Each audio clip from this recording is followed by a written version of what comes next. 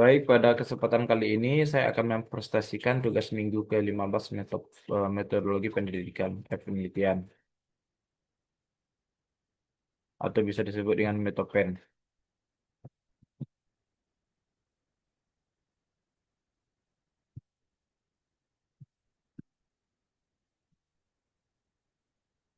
Untuk daftar isi nanti itu ada pengertian analisis data, jenis analisis data, keuntungan analisis data, dan langkah-langkah dan prosedur analisis data.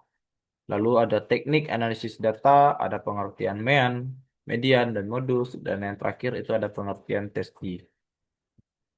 Nah, jenis analisis data.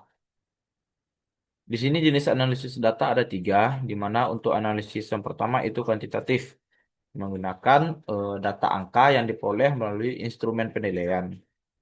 Lalu ada analisis kuantitatif, mengelola data non-angka pada kondisi alamiah dengan penelitian sebagai instrumen umum.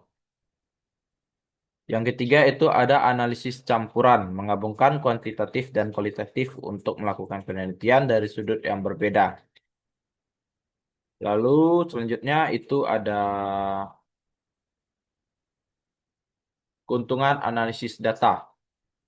Dengan metode analisis yang tepat atau baik, kualitas maupun kuantitatif penelitian dapat mengurangi masalah secara lebih sistematis dan menyampaikan interpretasi yang komprehensif.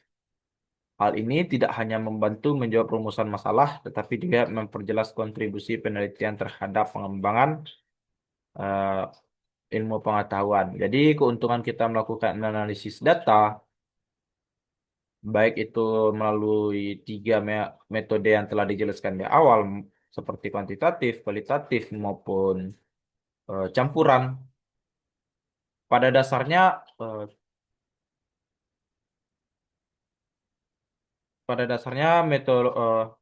penggunaan metopen tersebut memiliki tujuan yang sama, yaitu membantu menjawab rumusan masalah. Jadi kita tergantung apa yang kita lakukan penelitian,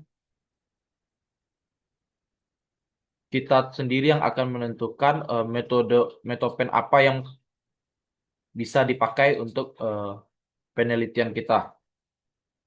Selanjutnya, langkah dan prosedur analisis data. Nah, langkah dan prosedur analisis data ada 4 tahapan. Yang pertama itu mengorganisasi data sehingga siap dianalisis. Lalu, kedua, mengelola data dengan statistik. Jadi, data-data kita yang kita peroleh tadi, kita bentuk dalam bentuk statistik untuk mempermudah kita dalam pengelolaannya nanti.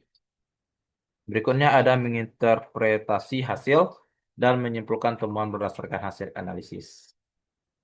Nah, untuk teknik analisis data itu di sini pemilihan teknik analisis data dalam skripsi sangat bergantung pada jenis penelitian. Ini kita dalam bentuk dunia perskripsian, di mana untuk rumusan masalah dan sifat data.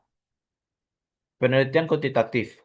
Nah, penelitian kuantitatif ini berfokus pada pengujian hipotesis dan data numerik menggunakan statistik deskriptif untuk merangkum datanya dan statistik inferensial untuk mengambil kesimpulan. Lalu berikutnya penelitian kualitatif yang berfokus pada pemahaman mendalam tentang makna dalam pengalaman seperti data tekstual ataupun verbal. Umumnya menggunakan teknik seperti analisis tematik untuk mengidentifikasi pola dan tema.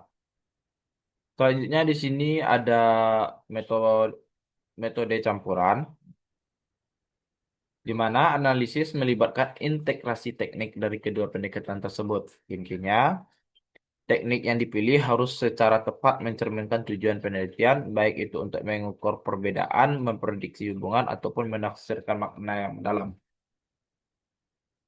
Di sini ada pengertian mean, median, dan modus. Mean itu menggambarkan rata-rata nilai. Jadi di sini median menunjukkan nilai tengah, dan modus menunjukkan nilai yang sering muncul.